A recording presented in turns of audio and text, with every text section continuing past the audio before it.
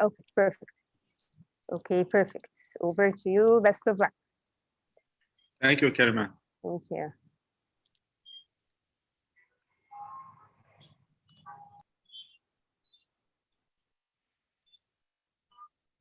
Hello, everyone. My name is Dr. Tariq Salim. I'm Professor of Economics at the American University in Cairo and Global Expert at the World Economic Forum. I would like to introduce Dr. Kate Raworth of Oxford, and she is the author of the best-selling book on Doughnut Economics.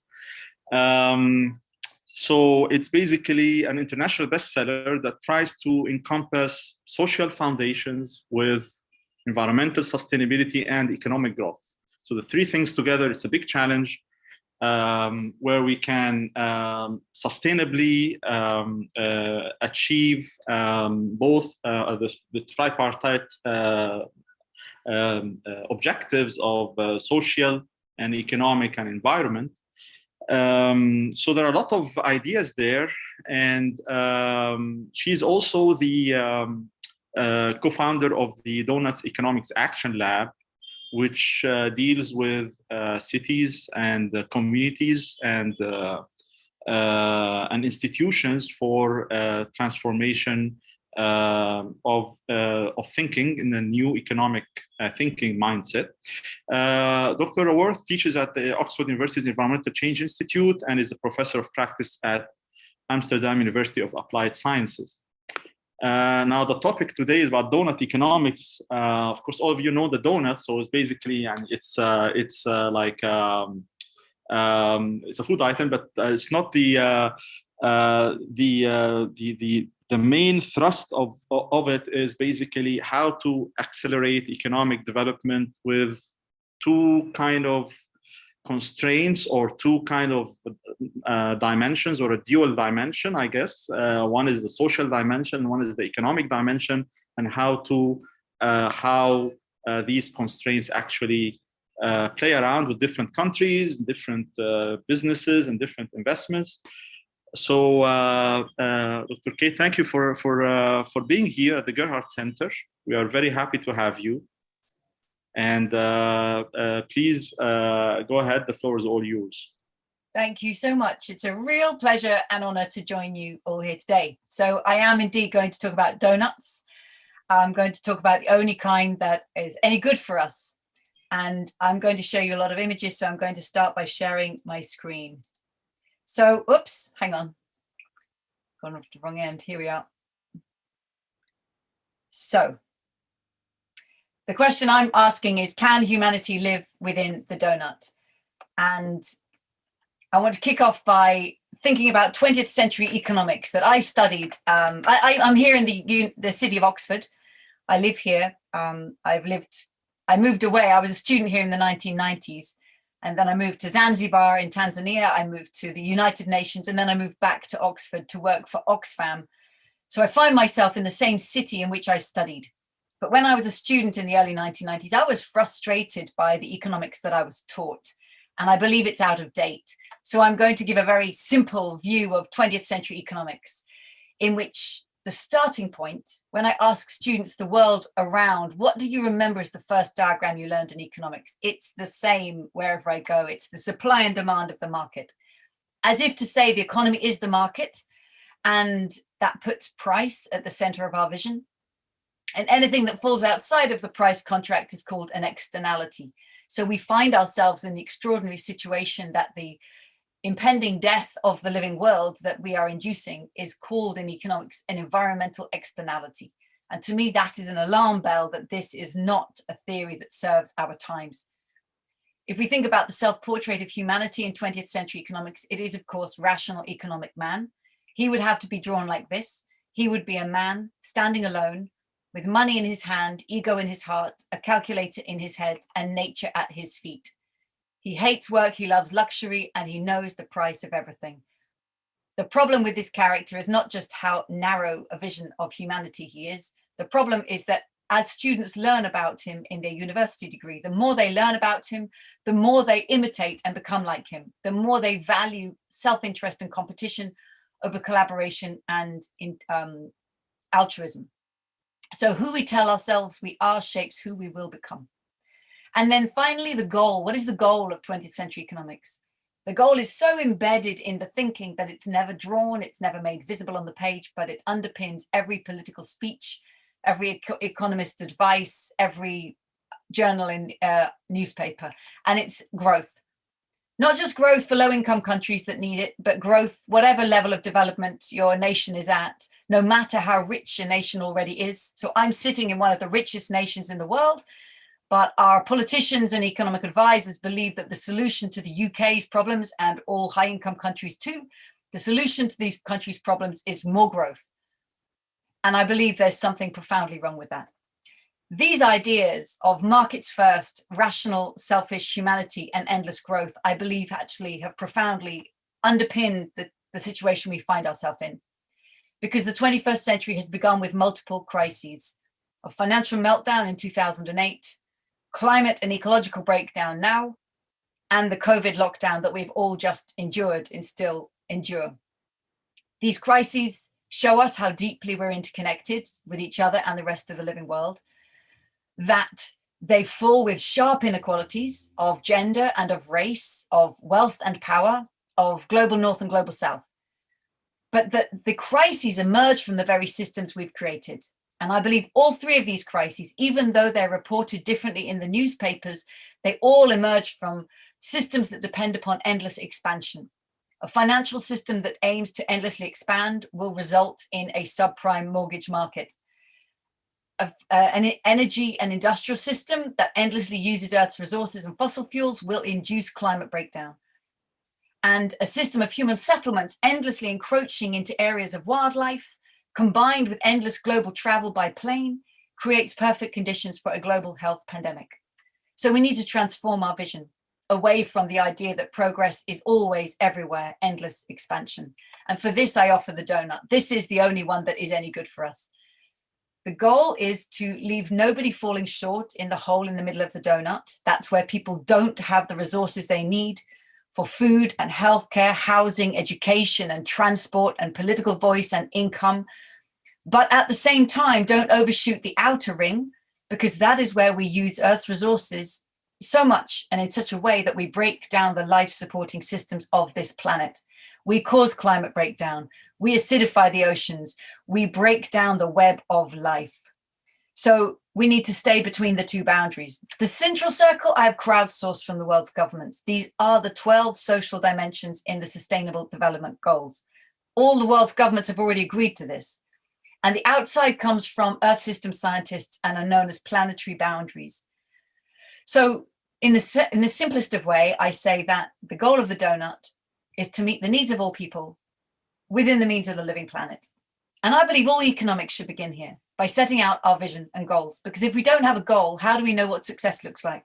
How do we know what a good policy is? If this is the goal where we want to get to, the trouble is we are very far. This is where humanity is. All of the red shows us the extent to which people are falling short. So on food, the red wedge goes 11% of the way to the center of the circle, because 11% of people worldwide don't have enough food to eat every day. On water, 9% of people don't have access to clean water. 1 person in 3 doesn't have access to what we would call a toilet. On every one of those social dimensions, we can see people are living in extreme deprivation. But at the same time, humanity collectively has already overshot multiple planetary boundaries on climate change, on fertilizer use with nitrogen and phosphorus, on land conversion, on biodiversity loss. So we need to come back into this space from both sides at the same time. And I believe this is our generational challenge. Last century's economic theorists and policymakers and business leaders did not see this picture. This was not their challenge. They were not trying to solve for this. So it would be strange to believe that their theories and policies and business designs would bring us into this space. We need to recreate and reinvent economic thinking and practice for our own times and our own challenges. What I'm showing here is humanity as a whole. This is the global donut, but most policy making happens at a smaller scale. So researchers at Leeds University downscaled it for 150 nations. And here are just 3. Bangladesh, generating around $5,000 per person per year. You can see significant shortfall in people's lives, the red in the middle of the circle, but not overshooting any of those planetary boundaries on a per capita basis. China, like many countries, with some significant shortfall in people's lives and already quite significant overshoot of planetary boundaries. And then Norway, I've chosen Norway here because, as you can see, Norway's inner circle is fully blue. This is Norway measured on a global, comparable, international bar of social well-being. So Norway looks like it's doing well, even though we know there is deprivation in every nation. But I've chosen Norway because Norway comes at the top of the Human Development Index. Norway is seen as one of the best places in the world to live, but Norway is massively overshooting those planetary boundaries. Indeed, like all high-income nations. So, of course, what you want to know, given many people here today are in Egypt, here's Egypt. So Egypt has some significant shortfall on social boundaries and some overshoot of those planetary boundaries too. Has the double whammy challenge of coming back in from both sides at the same time. Let me put those into a context of, oops, that shouldn't say rethinking economics in the middle, but we should be rethinking economics. That's a piece of subliminal advertising for rethinking economics. 150 nations. The goal is to be in the top left-hand corner where we meet the needs of all people, but we do so within the means of the planet. And as you can see, there's no country that's there. Here are the 3 countries I just showed: Bangladesh, China, and Norway. Here's Egypt in yellow. Now, the low-income nations have the challenge of meeting people's needs for the first time without overshooting planetary boundaries in the way that every country before them has done. How do they do that? It's never been done before. Middle-income nations need to meet people's needs fully for the first time while already coming back within planetary boundaries, and that's not been done before either. And the high-income nations, first they need to meet, not first, but they must meet every person's need, which they can do because they have incomes to afford it. So they need to meet the needs of all, but massively come back within planetary boundaries, and that's not been done before. So all nations are in a process of transformation. And I would say that there's no such thing as a developed country. I invite everybody to catch yourself if you say developed countries or advanced nations. There's nothing advanced or developed about destroying the life-supporting systems of the planet. We are all developing countries in the sense that we are all on transformatory journeys. And then this picture makes it look as if these countries are separated, but they're deeply interconnected by histories of colonialism, the presence of military power, structural adjustment in the 1980s, current debt and trade rules, ongoing resource extraction, and the future and present and future impacts of climate change. We know that these fall with heavy inequalities from the global north to the global south. So nations are interconnected, and that means we need to see a transformation within every country and between all countries. To me, this is the starting point for 21st century economics and global governance. How do we turn this story around so that everybody is moving towards that top left-hand corner? So this is humanity at the global scale. And of course, we want to bring it down another level as well. So I'm going to take us to the city of Amsterdam, because this is where we've begun our work with downscaling the donut to the level of a city. And we began in the global north because we believe cities of the global north have the responsibility to move first and fastest. So can Amsterdam live within the donut? What if we unroll this donut and make it into a long strip, and then we can zoom in and ask ourselves, can Amsterdam live between the social foundation and the ecological ceiling? And can Amsterdam do it in a way that respects people in the city here, but also the impacts worldwide? And then we can put it in this context and ask, how can Amsterdam become a home to thriving people in a thriving place, while respecting the well-being of all people and the health of the whole planet? Now, that's a complex question, and it breaks down into what we call the 4 lenses of the city portrait. So first, how can the people of Amsterdam thrive? Who are those people in all their diversity of culture, of history, of origin, their values, what they see as a good life? How can Amsterdam ensure that everybody is healthy? Everybody is enabled with education and access to opportunity. Everybody is connected with transport and communications and social networks. Everybody is empowered with education, but also with their rights. How can Amsterdam do that? At the same time, how can Amsterdam thrive as a city, a location within its natural habitat? Every city is placed somewhere on planet Earth where nature has learned to thrive. And how can the city learn from the nature in which it's embedded? How can the city sequester carbon dioxide like the forest or wildland next door? How can it generate energy like the plants do? How can the city house wildlife and recycle water? So how can the city belong within the ecosystem of which it is a part? These are the local aspirations of a place, thriving people in a thriving place. But every place draws upon and impacts the whole world. So we have to set it in the context of a global responsibility. How does Amsterdam respect the health of the whole planet? Think of all the food and clothing and electronics goods and the construction materials and consumer goods that are imported every day into the city of Amsterdam and the stream of waste that is delivered out. Think of then the global consumption impact that the city has on the planet. How can the city reduce its carbon footprint, its material footprint, its fertilizer and water use? Just like Norway, Amsterdam is massively overshooting planetary boundaries and so needs to come back within them. How can the city transform the way it lives to do that? And thinking still of those global supply chains, think now of the people who pick and pack the food, who stitch the clothes, who dig the construction materials, who assemble the mobile phones. How can the city, through its procurement and supply chains and businesses, ensure that it is respecting the rights of those people worldwide? So these are the four lenses of the city portrait. And we've dived deep with some cities. This is a deep dive. As you can tell, this is definitely before COVID. This was in September 2019. Nobody had heard of COVID-19. We were in the cities of Portland, Philadelphia, and Amsterdam, where we did the downscaling. And what you can see here is policymakers and local community members sitting around their city portrait, looking at it through these four lenses, looking for the synergies and the tensions. And they wanted to make policy that brought them out of the box that they usually work in and allow them to connect and see the holistic nature of the city. So what would it mean to really bring the donut alive in a city? First, I think instead of starting with supply and demand in economics, I always start here, the big picture, to recognize that the economy is embedded in society. It is a social construct, and that society in turn is embedded in the living world. We are part of the living world. It draws in material and matter. It puts out waste and pollution, and we are bathed in a river of solar energy.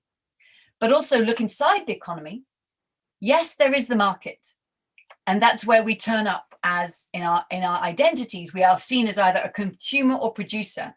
And in production, are you labor earning a wage or capital earning a return on your asset? This is the realm of rational economic man. But this is just one tiny fragment of who we are in the economy. We also may be public servant, whether a doctor or a teacher. We may be resident, a voter and a protester. And these are all crucial roles we can play in relation to the state. But we are also parent and partner, relative and child in the household, where we've been locked down over the past year, where we begin every day the unpaid caring work, traditionally women's work, that is essential to the well-being of people. And then also the commons, where people come together, not through the market or the state, but as a household, co-creating, volunteering, sharing, and stewarding resources. All of these identities, I believe every one of us lives in them every day. We weave in and out of them, often without naming them. But economics is about all of them and respecting that they all contribute to our well-being. Indeed, if we've learned one thing from COVID-19, it's when the marketplace is physically shut down because of the need for physical distancing, we suddenly recognize the importance of the public servant and the key role of the state. We recognize the importance of the household stepping in, caring for the sick, homeschooling the children, and we recognize the importance of the commons, the community kitchen, the food bank, the neighborhood support structure. And we've heard across countries, people say the one thing we don't want to lose when lockdown ends is that sense of we, the community. How do we create economies that guard and protect that sense of we?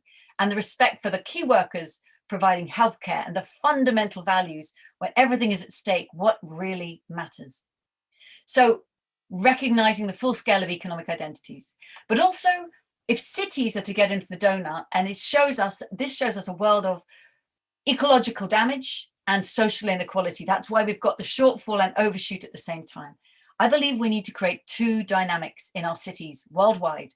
We need them to become regenerative and distributive by design. Indeed, this happens at the level of nations and even at the level of a business, but I'm focusing today on cities. So what does it mean for a city to become regenerative and distributive by design? This is the degenerative linear economy that we've inherited.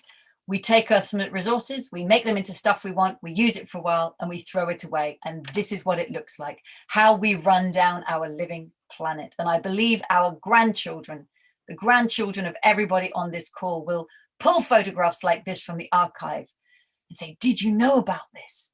Did you know that this happened? Because they will find it astonishing what we did to our fellow humans and to the living world. So we need to create regenerative economies, that resources aren't used up, they're used again and again. And this is the symbol of a circular economy. Waste from one process is food for the next. It runs on renewable energy. It's modular by design, so products can be disassembled and reassembled, and we move from ownership to service. Some examples of becoming regenerative by design. In the settlements around Nairobi, one of the places where there were no toilets, now there are, thanks to the enterprise Sanergy. They have constructed community-run toilets throughout the community. The waste is collected every day and it's turned back into fertilizer and applied to the field.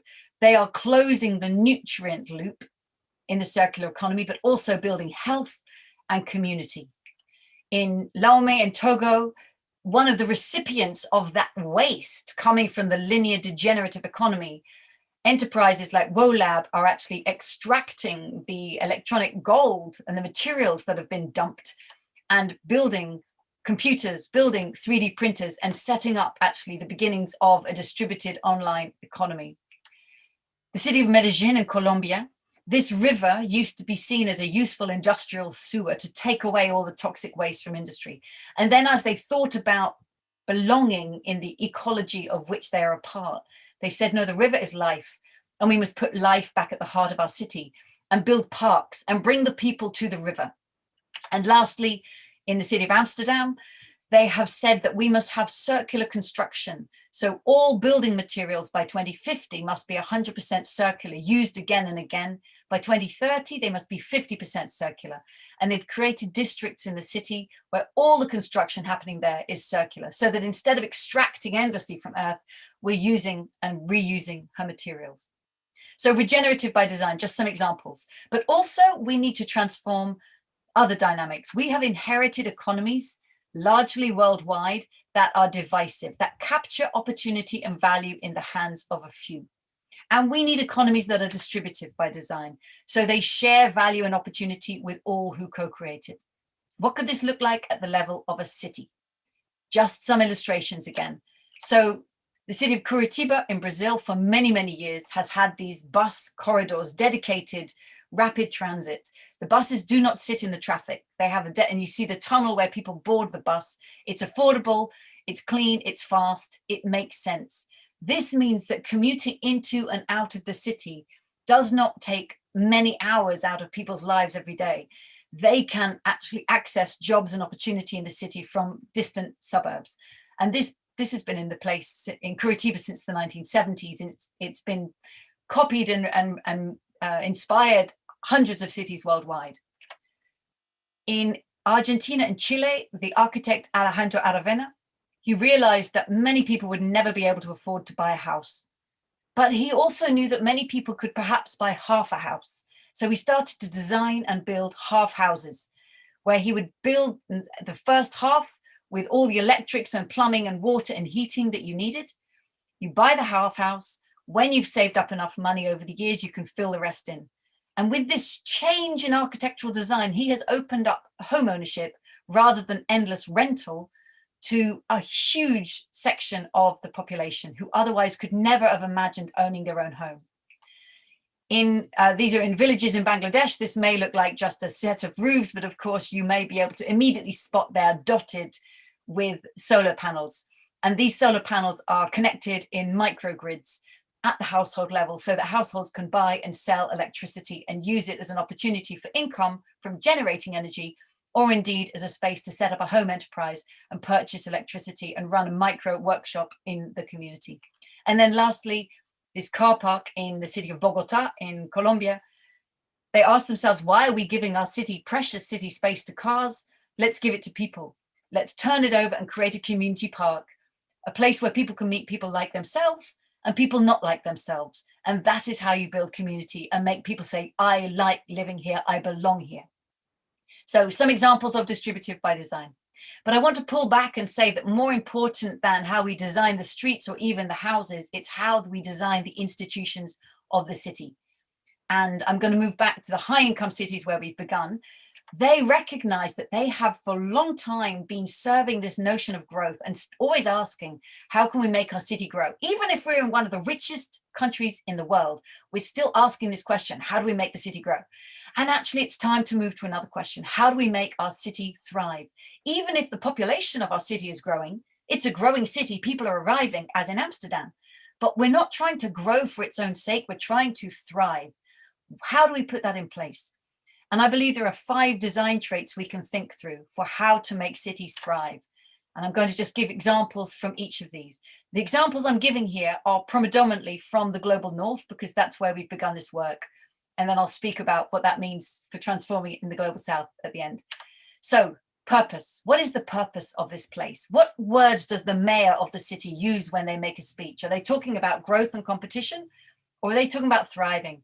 The city of Amsterdam created the donut. They adopted the donut as a symbol of the city, and they have this purpose. They say Amsterdam aims to be a thriving, inclusive, regenerative city for all residents while respecting planetary boundaries. That is a really transformative mission, but it's not enough to have good words. You have to follow it through with these other design traits. So the city's networks, the power of procurement of the city and its major institutions, how can they use their relationships to transform the economy? Amsterdam, again, is using its power of procurement through circular procurement. So saying we will purchase 50% of the materials we purchase by 2030, less than a decade, must be circular materials. But 2022, just next year, we're going to procure 10% of all of our city contracts will be circular contracts. So they're creating an opportunity and an opening for that circular market, for the pioneers, for the forerunners of the new economy. In the city of Cleveland, Ohio, the City University Hospital is located on the edge of a very low income neighborhood, and almost nobody from the neighborhood was working there. So they created something called the Step Up program. They actively recruited people from that neighborhood, women returning to work after having a child, people who didn't have the educational background or even the soft skills of knowing how to interview and daring and believing that they could get these jobs, people who had had a conviction and deserved a second chance. And they have now brought those people into the hospital and given them that opportunity. So using procurement to transform who gets a job. I think of this as distributive employment. And then last example, collective procurement. So the C40 network of cities getting together across cities, purchasing electric buses, which means the electric bus companies made the buses far quicker, brought them forward by 5 years because of the scale of the collective contract. So using collective purchasing to bring the future forward into the present. That is a huge power of networking. Governance. Massive question of how a city is governed. I'm going to just give specific examples from Amsterdam. The power of setting ambitious regulations, the regulations I've been talking about, circularity, but also saying that by 2025, in 4 years' time, every boat in the canals of Amsterdam must be an electric boat. By 2030, every vehicle in the city must be an electric vehicle. That gives a very clear message of transformation to anybody in transport. Learning through experiment. So there's a district within the city that has been set aside as a circular living lab. Everything that happens there must be circular building. This is how we learn. Some things fail, some things succeed, and then we know. And from that experiment, it can be taken beyond. And of course, the city itself becomes an experiment for the nation, for the region, and for the world. And lastly, monitoring with new metrics. So Amsterdam is creating a new set of metrics to monitor whether or not they are indeed achieving this circularity. Then to the question of ownership. Who owns the sources of wealth creation? Who owns the critical assets in a city that generate wealth? Who owns the land and housing? In the city of Vienna, 60% of people live in housing that is social housing because it's owned by the city. They own the vast majority of housing. And so it's affordable and decent quality. Who owns the utilities, the ability to generate power, the water, the transport system? Has it been privatized, as the vast majority has been in the UK? Or is it actually held in the public interest and the value generated returned to the public purse? Who owns the data? Barcelona is a city that's committed to open data, recognizing the value of data in the 21st century. And who owns the businesses, the enterprises that are profiting in the city? Are they multinationals Or are they locally owned, nationally owned, and recontributing their profits into the local economy? And then lastly, to the question, of course, the crucial question of finance. Where does the city revenue come from? Many high-income cities actually earn a lot of their money from car parking charges. So if they're going to get cars out of the city centre, where will the money come from then? This is a really critical question for some cities wanting to transform. How is the city budgeting cycle used? How the budget is set, who's involved, and how that money is used. And then how does the city invest and divest its own pension, its own funds? The C40 brought cities together to say we will divest our public pensions from fossil fuel companies in order to help bring about the transformation we know that's needed. So how can cities ensure that all 5 of these design traits are in service of a thriving future? Not just the city administration, but many, many city actors.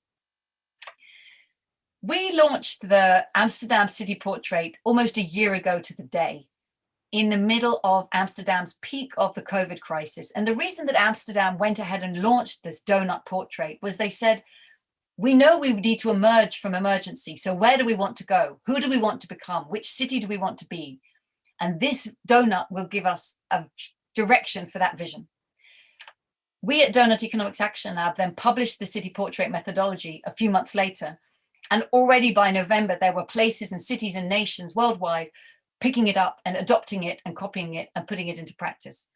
Many of these in the global north, but also, as you can see, some of these in the global south. And so I want to talk now finally about what it means to bring this methodology into the global south. And let's just place ourselves, everybody, in Cairo. Let's ask these questions of Cairo. How can Cairo become a home to thriving people in a thriving place while respecting the well-being of all people and the health of the whole planet? What would that mean in Cairo? What would it mean to say that all the people of Cairo are thriving, that everyone is healthy, connected, enabled, and empowered? What are the values and culture and standards of life there that would determine what this means in terms of Cairo, as opposed to Oslo, as opposed to Dar es Salaam or Helsinki? What would it mean for Cairo to thrive in its natural habitat? Where on planet Earth is the city? What is nature's genius? And how can the city bring back nature's generosity of sequestering carbon and generating energy and housing wildlife, recycling the water and cooling the air, bring back the greenery? How can Cairo respect the health of the whole planet and think of its own consumption footprint on the world and respect the well-being of people worldwide who are connected to the city through global supply chains? How do we answer these questions? What does it mean? And how is this different in context of the global south down to where we began in the global north? Today was actually a really important day for us at Doughnut Economics Action Lab because we launched a process of beginning to adapt this methodology for cities and places of the global south. And here's a photograph from our meeting. It looks like every other meeting you've been in this year because it's on Zoom.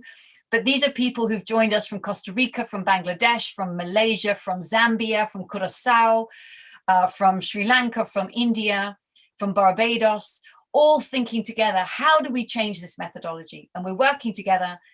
We're going to create it open source. If anybody would like to contribute, please go to Deal's platform and we will be showing, when we're ready to invite other people's contributions, we will be opening it up. So we hope to have a methodology by July that is relevant to the context, the needs, the data availability, the interests of places across the global south in their full diversity.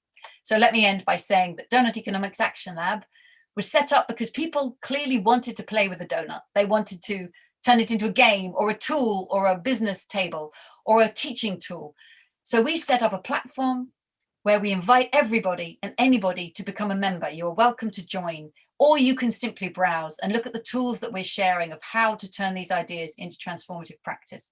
And we also share ideas from people who are putting this work into practice, as you can see, from Costa Rica to New Zealand, to Colombia. So I'll stop there. And I hope, I know I've shared an awful lot of ideas, but I very much look forward to the conversation we can have now. Thank you so much. Kate, it's great to have you and eye-opener for a lot of us. Let me start by saying, well, I have 2 comments and 2 questions, so I don't want to take a lot of time from the audience, but let me just quickly recap. I have a technical comment and a more general comment.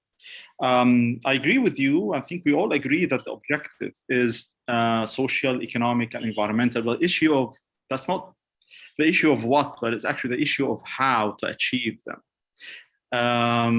You outlined a lot of factors on the what dimension, but I would say there are a lot of challenges to implement them in terms of resource constraints, in terms of political will, in terms of resources, in terms of stage of development. The issue of how to achieve these objectives, these are great objectives, and I think we all agree to them. And the new economic thinking is all aligned with what you're saying. You know, we have a lot of research and new methods of economic analysis that deal with the green economy, that deal with social foundations, behavioral economics. So recently, in the last decade or so, maybe 1 or 2 decades, economics has really changed a lot. And I agree with you that maybe this change needs to be more visible in the foundational kind of undergrad economics curriculum, but it's still there. It's how you use the tools. So when we talk about demand and supply in terms of markets and externalities, but then we're talking about, you know, the circular economy. So the economy is not only the one market, but how markets interact together. So there are a lot of tools that are there. So I would like to mention maybe 3 or 4 authors that I have read recently that just I jotted them down while you were talking, and I think that they're very good researchers that in the past that I have looked into.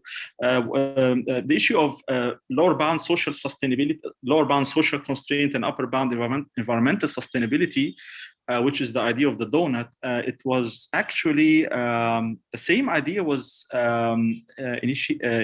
there by Carl Polanyi, and he did a lot of papers on this dual constraints. And Carl Polanyi has been very influential. After him came Partha Dasgupta, who actually pioneered the issue of existence value of environmental resources. So it's not only about depleting environmental resources or grabbing money from it, but there is an existence value for environmental resources. Partha Dasgupta has a lot of work on that. The Nobel Prize winner Amartya Sen talks about social entitlements, and his famous small but very influential book, The Standard of Living, which I read while I was doing my PhD, it relates a lot to what you're saying in terms of social entitlements and the functionings of these entitlements. More recently, behavioral economics and behavioral networks. So the list goes on and on in terms of research that is in that direction. But that's my first comment. My second comment is a little bit more general, which is basically it's how we use the tools. So we talk about demand and supply, or we talk about utility in economics, for example. It's important to have utility. We all teach utility maximization or maximum utility or highest level of utility, but this is only for one person. But if you embed the utility of another person inside your own utility function, we use cross-utility behavior, which includes altruism. And Buchanan has a lot of models, also another Nobel Prize winner, that deals with cross-utility behavior and altruism. And sometimes we teach this in our intermediate micro course, for example. When we talk about right now, the social impact of investments is really very important. So it's not really the financial returns that are the most important metric, but also the impact on the environment and the impact on the society. So social impact is very, very important.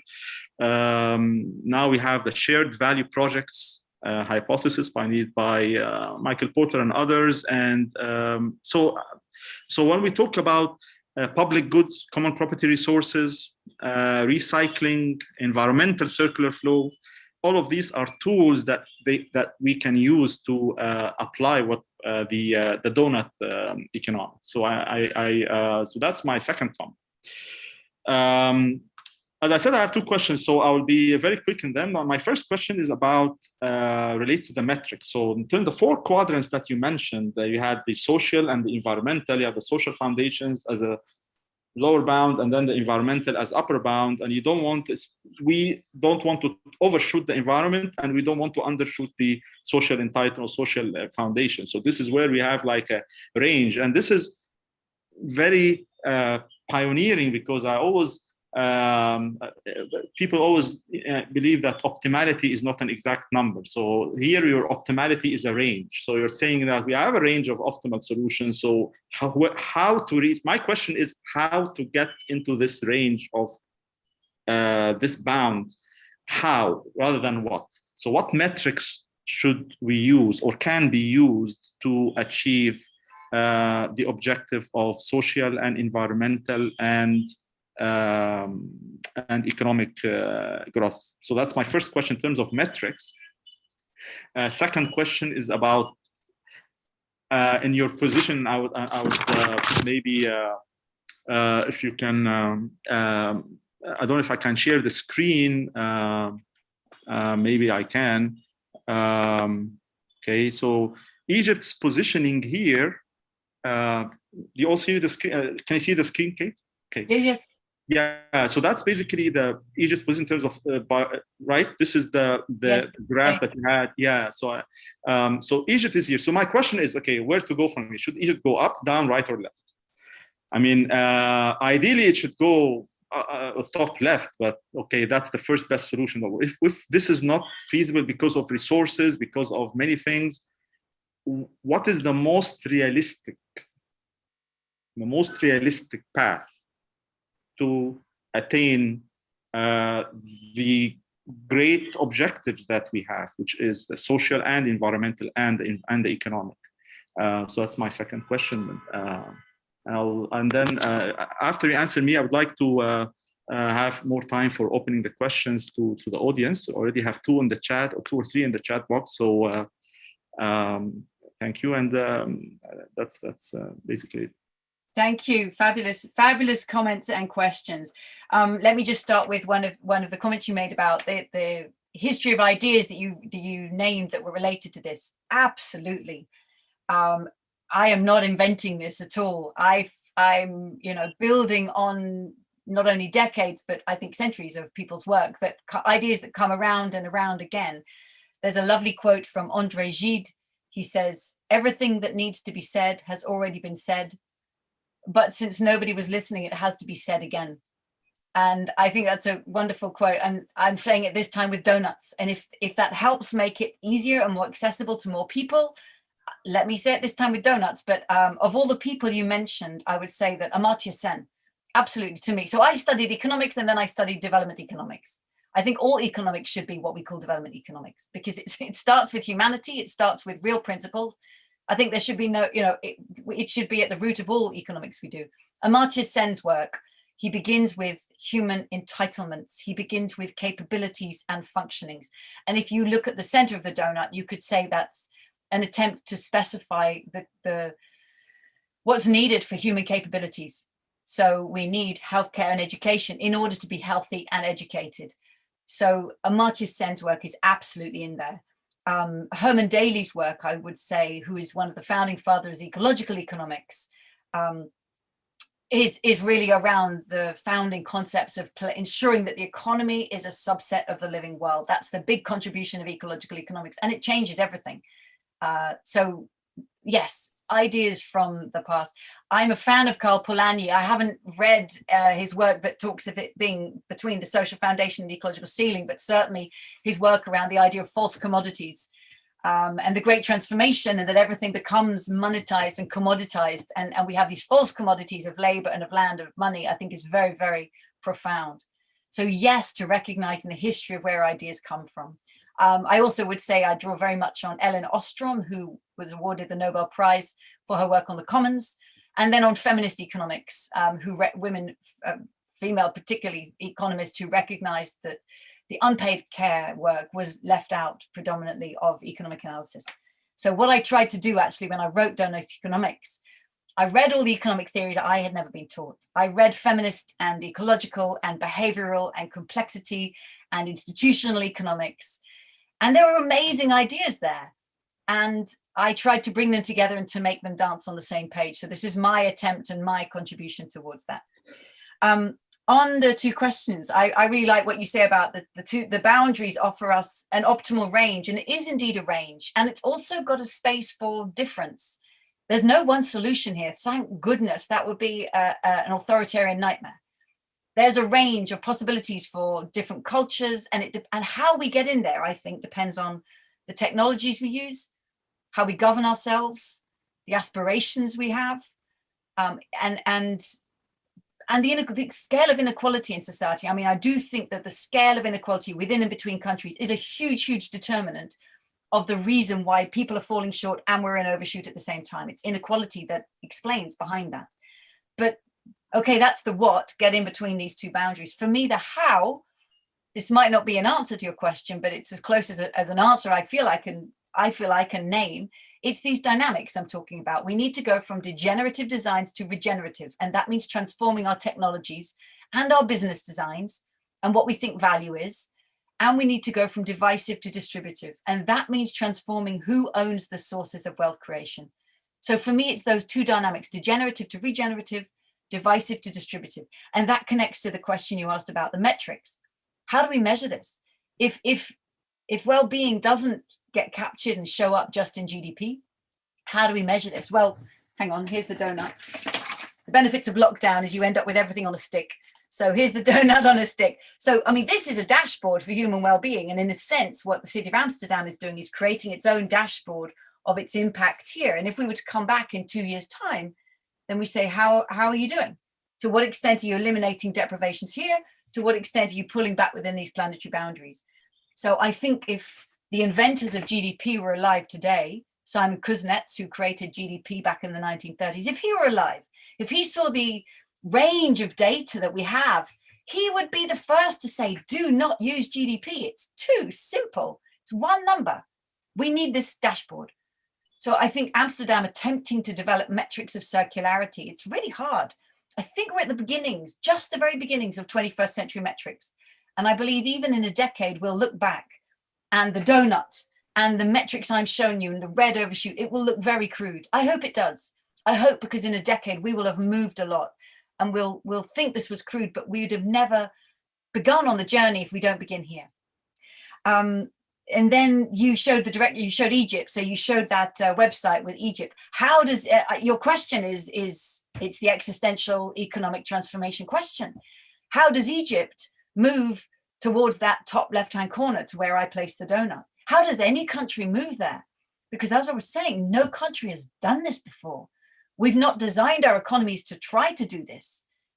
So this is uncharted territory. And I think for every nation, it means we need humility and unprecedented ambition. And I do want to reiterate the point. Here's me sitting in the global north. I want to reiterate the point that it also calls for transformation in relationships between countries, of trade rules, of global finance, of negotiating power, of, the legacy of those structural adjustment policies. So I think, I don't know the answer. I'm not going to pretend I know how Egypt should get there. Although I know this is the question. This is the question, and this is what our today's economists and the students studying in universities, I would love them to see this in day one or week one and say, that is the challenge for me. And everything I study in economics, I'm looking for theories and practices and examples that help me solve for that, because this is our generational challenge. Great, thank you very much. I appreciate it. I would like to open, if possible, Vinet Sharma. Am I pronouncing the name correctly? Vinet or Vinet Sharma? Can you please unmute yourself? You want to ask the question? We're the first to have the question here. Vinet Sharma. Can you please unmute yourself? I have a question. It's a wonderful presentation and a wonderful book on donuts, But my question is regarding, the democracy, the way democracy is responsible for this, because we are seeing the erosion of, values because of this, asset bubbles they are creating, speculation the democracy is creating, because the governments are much more interested in, through central banks running the system. Central banks are, being forced to go in for low rates, low interest rates, inject a lot of liquidity, going for, so the firms, corporates are going in for lot of derivatives. We are seeing with the Archegos scam, and we are seeing with the asset bubble speculation that is going on in the real economy. So real economy is getting completely devastated, and the real wages are falling down, which is basically means that the capital is moving from the productive sectors to the much more speculative sectors. And the other thing I wanted to mention was that regarding these new technology, even the data centers, the computers, even the Tesla, much more, previously firms used to depend much more on productivity, much more on volumes. Now they are much more dependent on the share value, equity value is much more hype, exaggeration. So the Tesla, which is basically producing, is is not producing for the masses, but is producing for the so that the equity value gets completely gets skyrocketed. So the ESG and all these terms are not being basically being followed and complied by the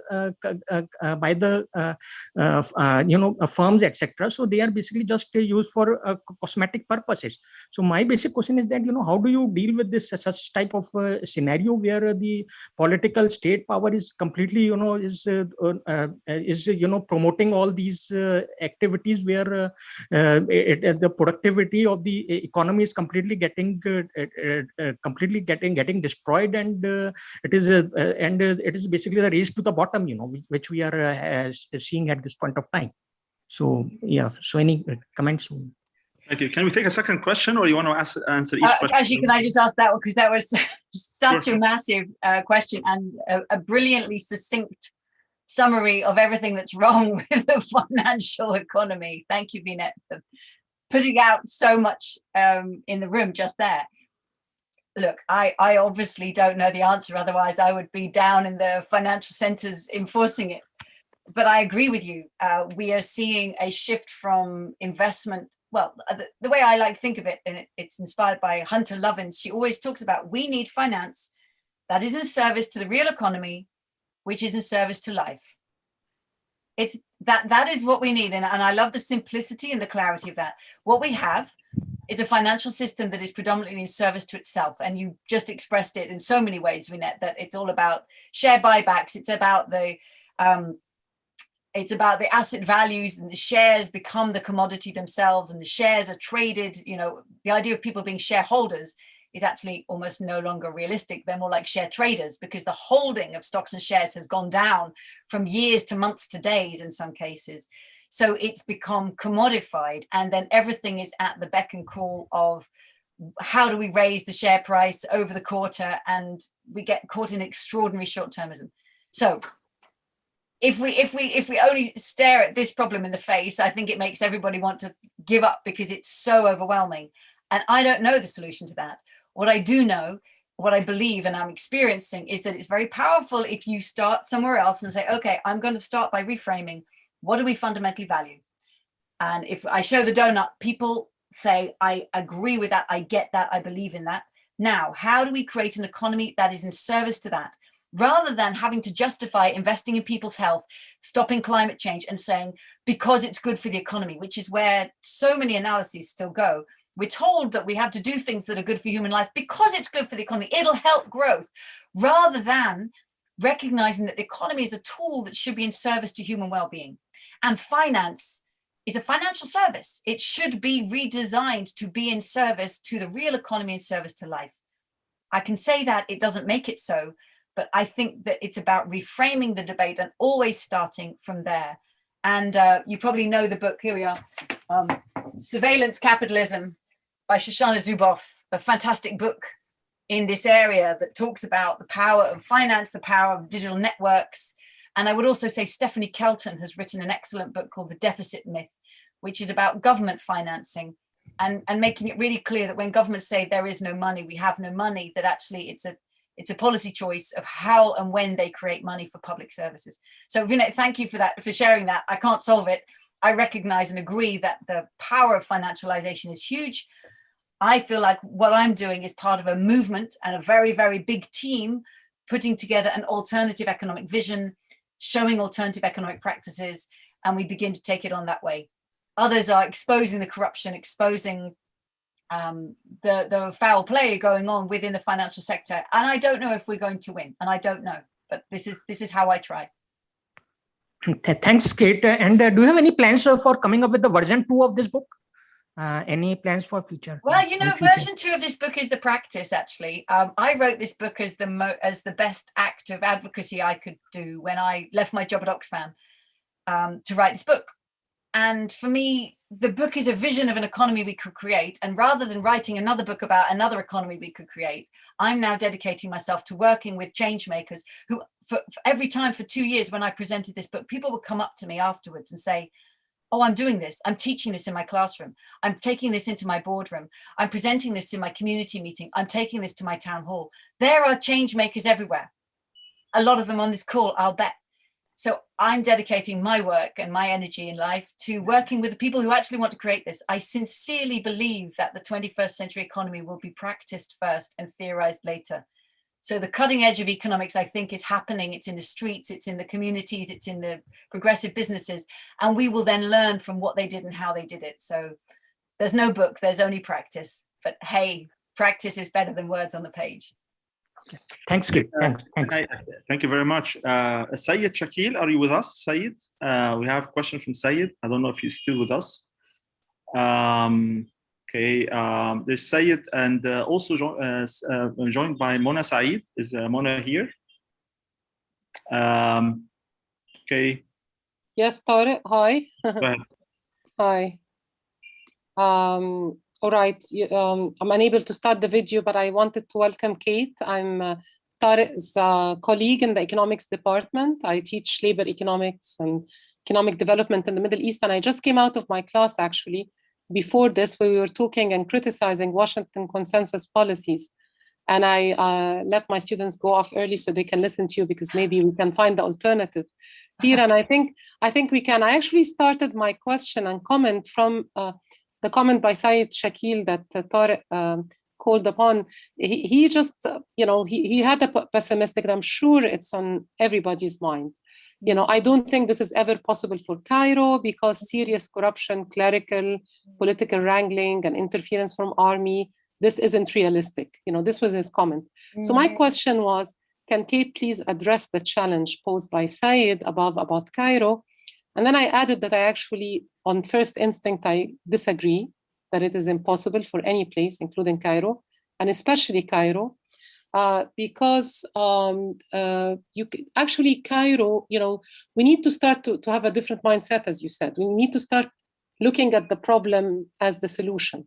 So the problem with Cairo is overcrowded, and kind of bad quality of services right in the middle of the city where the old site is. But just as a reminder, I don't know if you followed, this movement of the mummies, the historic type of celebration we had here around the building of the new museum. Now, I'm someone who regularly goes also to downtown Cairo, to the old Cairo. And I'm very impressed by one example that I think tried to apply concepts of the doughnut economy, which is the so-called Al-Azhar Park that we had here. That was a project by the Aga Khan Foundation, government, but it's based around conservation of heritage sites, and then creating, a community where there is empowerment and taking care of the needs of the population in Darb al-Ahmar, around there, the historical Darb al-Ahmar. And a lot of those historical sites, beautiful sites. Cairo has one of the highest concentration of those Islamic heritage sites from the Middle Ages and late antiquity onwards. And they are all in slum areas with all those real problems. And it is possible actually to start from the problem there.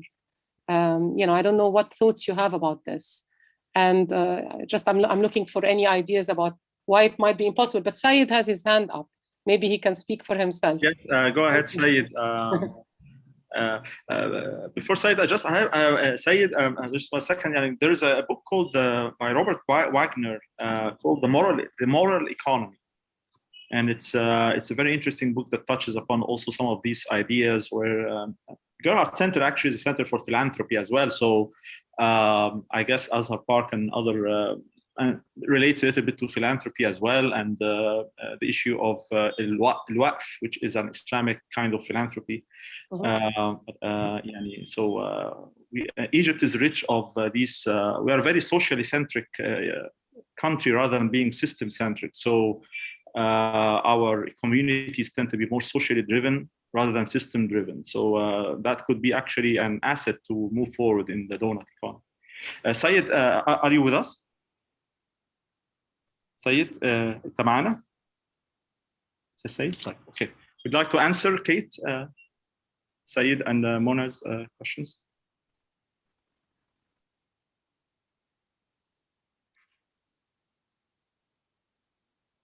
Kate, are you with us? Oh, sorry, you're asking me to answer. Sorry, I thought Syed. I was waiting for Syed to speak. He's not coming. Okay. Okay. Yeah. Mona, hi. Great to meet you. Thank you. Oh, Syed, did you want to speak? No.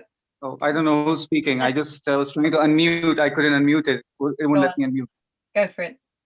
Okay. Assalamu alaikum to all my friends in Egypt and everywhere in the world. And I'm grateful for giving me this opportunity to voice a concern I have. I know it all sounds very good on paper, and we like to talk about things in air-conditioned rooms, about things that could happen and things that should happen.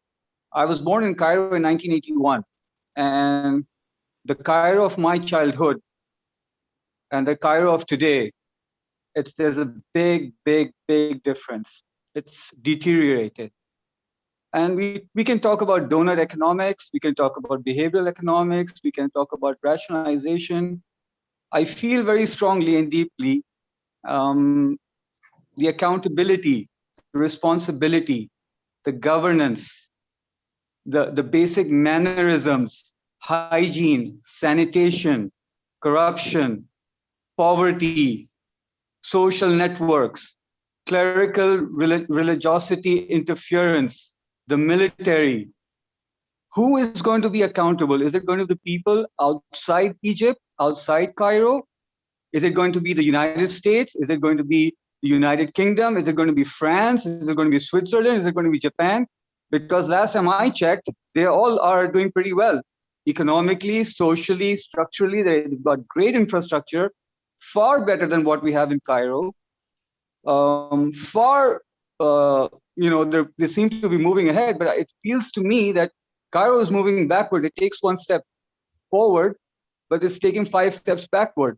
Where is the accountability? Why do we say we can do this? We can do. Has anyone taken a look at Cairo? How dirty it is? I'm sorry, I'm just going to have to say this. It doesn't look like we are in 2021. It doesn't look like we're in 2021. Just take a trip from Dhaka, Bangladesh to Cairo. I can tell you it's just the nationality and the color of skin may change, but it's pretty bad, guys. It's pretty bad. Let's be honest. You think the military is going to let things just go in a different direction? The whole transition of the new museum, the biggest spending authority was the military. The military controls and dictates most of things in Egypt. We don't want to say it. We don't say it. It's only harming the people of Egypt. A beautiful country with beautiful people, with some of the best hospitality, the best cuisine, the best tourist sites and attraction is in dumps. Is really literally in dumps. And I don't expect the Jewish lobby or the United States to, we're going to clean up Cairo for you. We're going to build dams. So everyone has an ulterior motive. If they're going to loan us money, if they're going to give you something, they're going to expect something back. Let's just be honest about this. We need to stand up get our hands dirty and do things for ourselves, not expect others to come into Egypt and, you know, sort our mess out. Thank you, Saeed. بس يعني go ahead, Keith, you answer that. But Fantastic. I'm not that pessimistic, but I don't think Saeed is that pessimistic, actually, because pessimistic people don't end with a rally like that. Saeed, from everything you're saying, one, the only way is up. As you're saying, Cairo is, look, I've only visited your city once, so I'm a total outsider here, but I know, and we all know, it's the seat of civilization. It's phenomenally rich in cuisine and culture and relationship and historics. As Mona said, the historical neighborhoods and sites, amazing assets, and you're saying it's in the dumps. Therefore, the only way is up. So how is it going to come up? Is it going to come up in a way that only serves an elite and that actually is environmentally destructive? Or is it going to come up in a way that actually makes people say, how did Cairo turn that situation around? When I was preparing for this talk and I was looking for photographs of Cairo, of course, on Google, I found these images and I saw the Al-Azhar Park, and there were some pictures of before and some pictures of afterwards. And I was saying, wait, is that Photoshop or is that real? That's real. That's real. Now, when I see the greenery the Aga Khan has brought there, and Mona's saying the way that project's been done, okay, it's a tiny island. It's literally almost island-shaped park.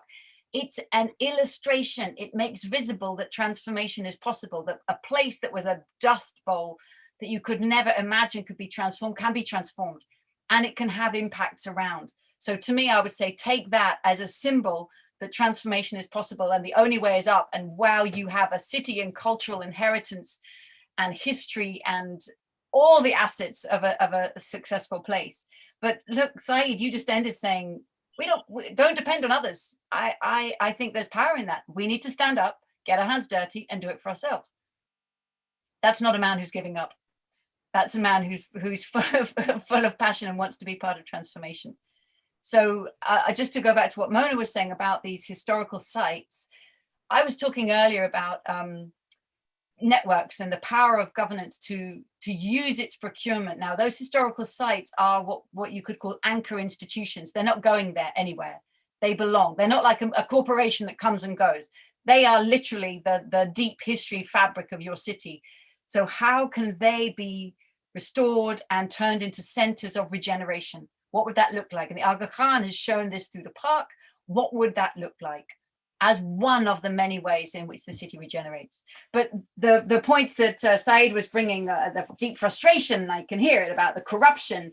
I mean, again, I'm just going to go back to these 5 design traits. So, I mean, I'm hearing Saeed say the governance here is just missing. It's corrupt.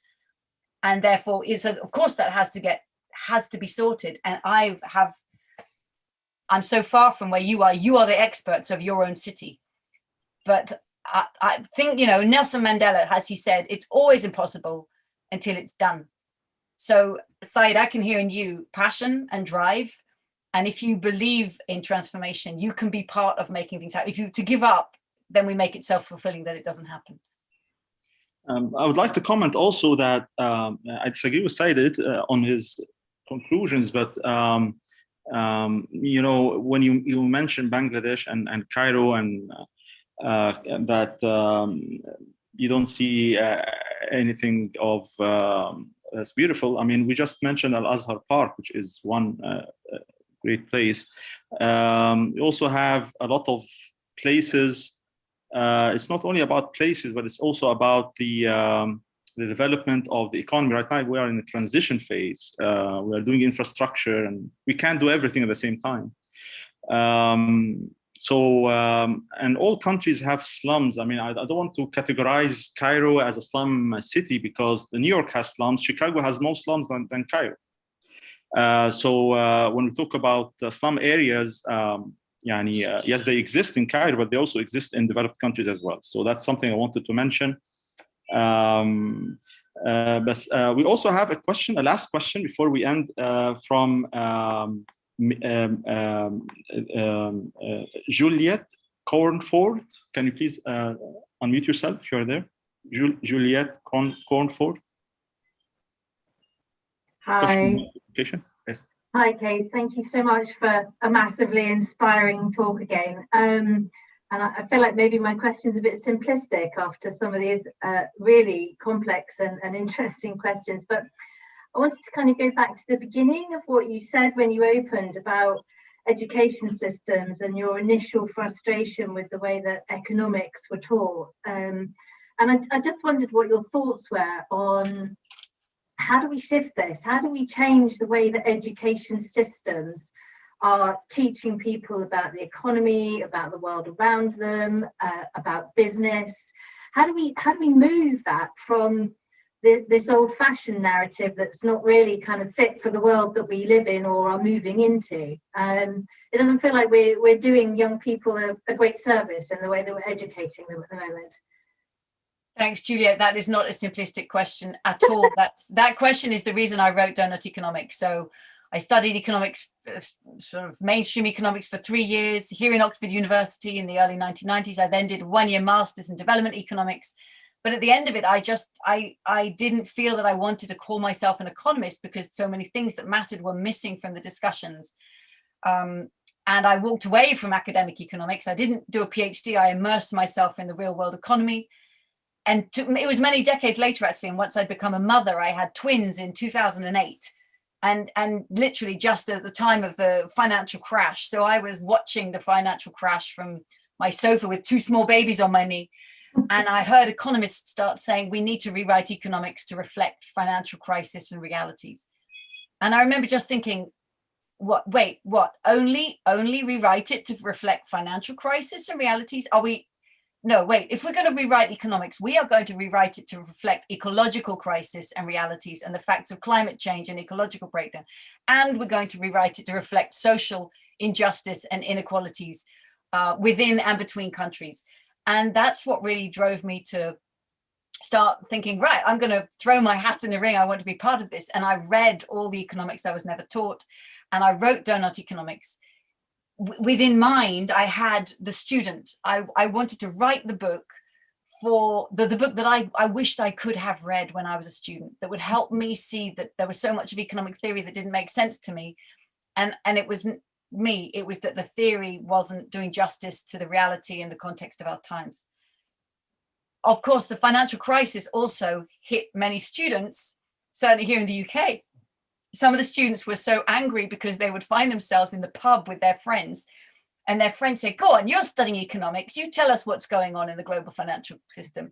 And they had no idea because the macroeconomics they were studying missed out banking. It treated money as neutral.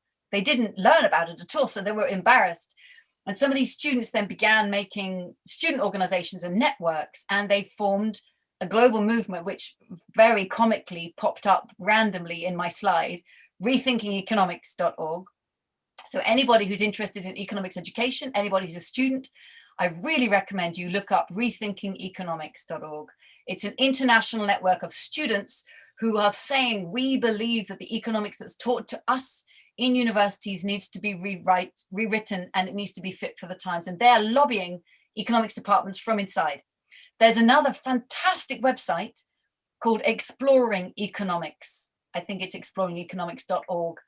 And it's a wonderful introduction to pluralist economics. So if you click on Exploring Economics, they say, do you want to learn about ecological or Marxist or neoclassical or post-Keynesian? It's a wonderful overview. And what all of these students are asking, they're not saying teach us this or teach us that. They're saying teach us pluralism. Respect our ability to have critical thinking, as in history or any other subject or politics, you would learn multiple viewpoints. Respect that and teach us a plural understanding, and then we'll decide which theories and tools we think are most useful to bring. So I think the project of rewriting economics is crucial. And I'll lastly say, I think in business schools as well. In fact, I found when my book first came out, I've never knocked on a shut door. I've never tried to speak in any department. So economics departments were the slowest and still are the slowest. It's the business schools that are more interested. And I think it's because business happens in the real world. Even though it's a challenge to business models, business depends upon supply chains. It depends on water. It depends on labor. So it happens in the real world economy and has to understand it. But again, within business schools, there's a new ranking system called Prime, Prime, the Prime system of ranking business schools, not according to the earnings of your graduates within a year of leaving, which is the traditional way. So business schools just reward students who go and work for the biggest, richest, highest paying corporations. It's for recognizing the transformative teaching. So we're beginning to see a movement towards transforming education, but my passion is here. I can't bear the idea that students, even today in 2021, are taught ideas that I was taught in 1991, and that they are in a completely different century and they need to be equipped for the future that we know we face. Yeah. Thank you, more people with your voice. Thank you very much. I just have a final comment about the economic. We at the American University in Cairo, economics, we are in the School of Business, and I believe I'm talking on behalf of all my colleagues and teaching economics and professors of economics that we do our best not to copy paste US-centric textbooks. We have our own extensions. We do extensions. We do relaxation of assumptions. We do, okay, how can we extend this to apply to our social fabric in Egypt, our cultural constraints, our resource constraints, our stage of development. I think I'm speaking on behalf of all my colleagues that really we have been, it's in the making. We are doing that in the making. It may not be in the classical best-selling textbooks, but we are not copying. We don't just teach them, okay, this is demand and supply and that's it. There are a lot of other extensions that we do teach. And I think that's important to mention because, yeah, I agree that I think it goes into the publishing houses as well, that it's not only about authors, it's also about the business of publishing and the publishing houses to be more inclusive of developing countries.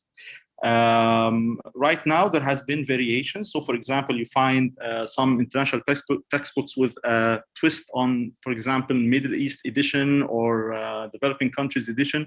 But it's still, there is a lot to be done in that domain. But we are in the making. It's not that we are being silent about it. So we are in the making, and we don't copycat from US-centric textbooks. We do our own extensions in any subject that we do that can be applicable to our society and to our economy. And that's very important for our students as well, because we don't want them to go into abstract theory and, and look at just abstract theory. So I agree with you that there needs to be a change. So we are doing this change in the classroom. So I hope that we will sustain this effort, and globally things would change over time, I guess. We are out of time. I'm sorry for if anyone has any questions. Kate, thank you very much for being with us today. It's been a pleasure having you. I hope that you visit Cairo, inshallah, soon when the pandemic ends, I guess. And thank you. Appreciate it. Thank you so much. I've really enjoyed it, and fantastic debate and questions. Thank you all. Thank you all for attending. Thank you all. Goodbye. Bye.